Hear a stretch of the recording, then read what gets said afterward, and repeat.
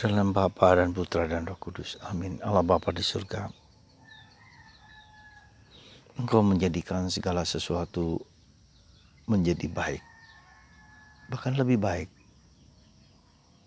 Kau memilih Yohanes Rasul menjadi orang yang kau sayangi dan kau cintai lebih dari yang lain, bersama Petrus dan Yakobus. Untuk kami untuk menyadari rahmat besar yang kau berikan kepada kami, supaya kami bersamamu terus-menerus mengenal kehendak-Mu bagi kami masing-masing. Terpujilah namamu kini dan sepanjang segala masa. Amin. Para saudara, hari ini kita merayakan pesta Santo Yohanes Rasul, seorang pengarang Injil dan Rasul yang disayangi oleh Yesus, yang dikasihi oleh Yesus. Seorang Rasul yang pada mulanya adalah seorang yang sangat ambisius, minta bersama Yakobus kepada Yesus lewat ibunya supaya ditempatkan di kiri dan kanan Yesus. Dia juga yang meminta Yesus untuk mengirimkan petir halilintar kepada orang Samaria yang menolak Yesus.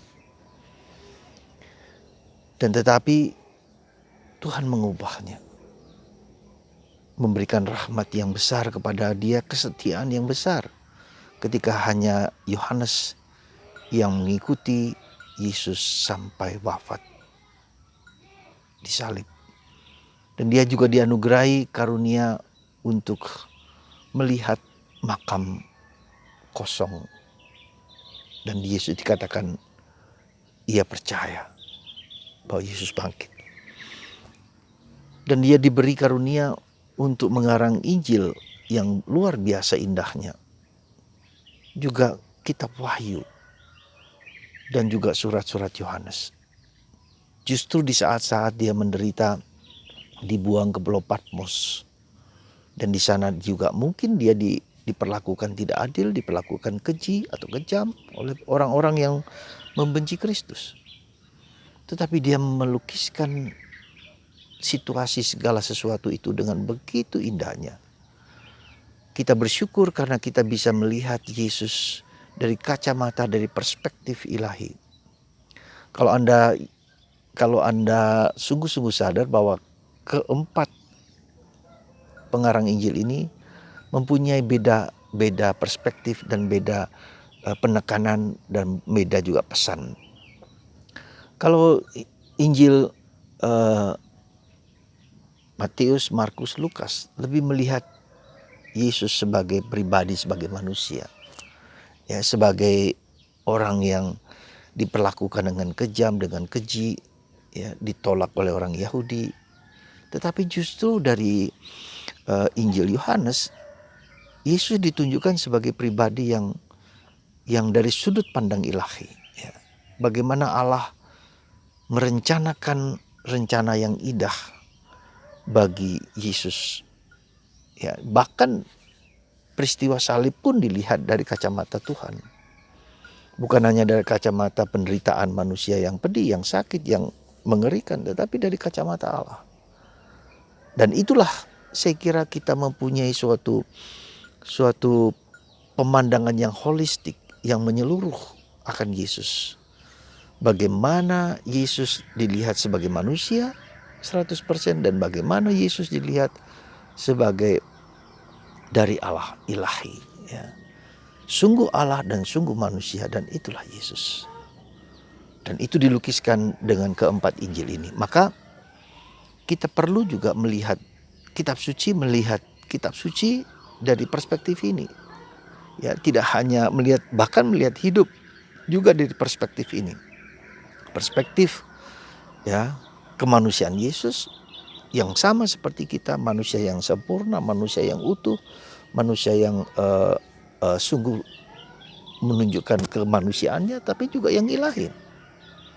Maka kita lihat bagaimana Yesus ditampilkan oleh Yohanes di dalam kisah penderitaannya, bahkan tidak dilukiskan tentang penderitaan Yesus, tentang salib Yesus. Ya. Tetapi kita melihat di situ dalam peristiwa salib Yesus itu pun Ya, Yesus mencurahkan, memberikan kepada kita ibunya, ya, Maria. Inilah anakmu, inilah ibumu. Jadi Yohanes melihat dari perspektif keselamatan, dari perspektif akhir hidup Yesus, ya. Dan itu merupakan sesuatu yang sungguh luar biasa bagi kita, ya, supaya kita dapat mengalami, menyadari bahwa salib bukanlah segala-galanya. Ada kebangkitan, ada kemuliaan, ya, dan kita melihat di mana bagaimana Yohanes juga melihat akan makam kubur kosong. Makam itu kosong. Dan Yohanes mengatakan bahwa dia percaya akan apa yang dikatakan Yesus, bangkit. Cepat sekali dia mengerti, memahami, ya, memahami pesan Yesus dengan kebangkitan itu dibandingkan dengan para rasul yang lain. Nah, disitulah saudaraku terkasih bagaimana Tuhan mempersiapkan orang-orangnya yang luar biasa supaya kabar gembira, kabar pewartaan itu diterima dengan aspek, dengan perspektif yang luhur, yang mulia, yang utuh, ya, yang sempurna. Dan itulah Yesus mempersiapkan segalanya dengan baik untuk kita. Maka mari saudaraku terkasih, kita harus bersyukur sekali lagi akan pribadi Yohanes Rasul, akan hidup yang ia berikan kepada kita, dan kita sungguh dapat memahami dan mempelajari, dan kita membaca Injil, surat dengan penuh sukacita. Dan kita mengerti akhirnya hanya cinta akan kasih Tuhan yang melampaui hidup kita semua. Sekali lagi mari kita masuk dan menemukan, ya, masuk dan menemukan akan cinta Tuhan yang tanpa batas. Dan itulah yang harus kita kejar, kita cari, kita pegang, dan kita rasakan.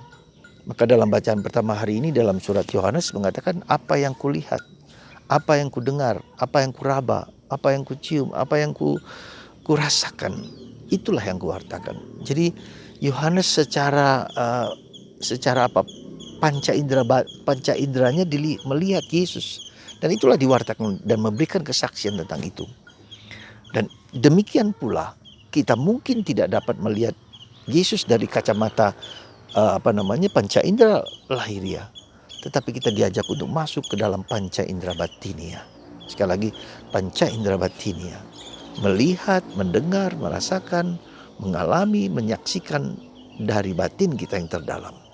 Semoga Tuhan memberikan kepada kita anugerah itu, anugerah Tuhan yang kita alami secara batinia, bahwa Yesus sungguh Allah, sungguh manusia, dan kita dipanggil untuk mewartakannya dengan penuh sukacita. Semoga Tuhan memberkati Anda semua dan memberkati kita semua, berkat kasih karunia yang melimpah dalam nama Bapa dan Putra dan Roh Kudus. Amin.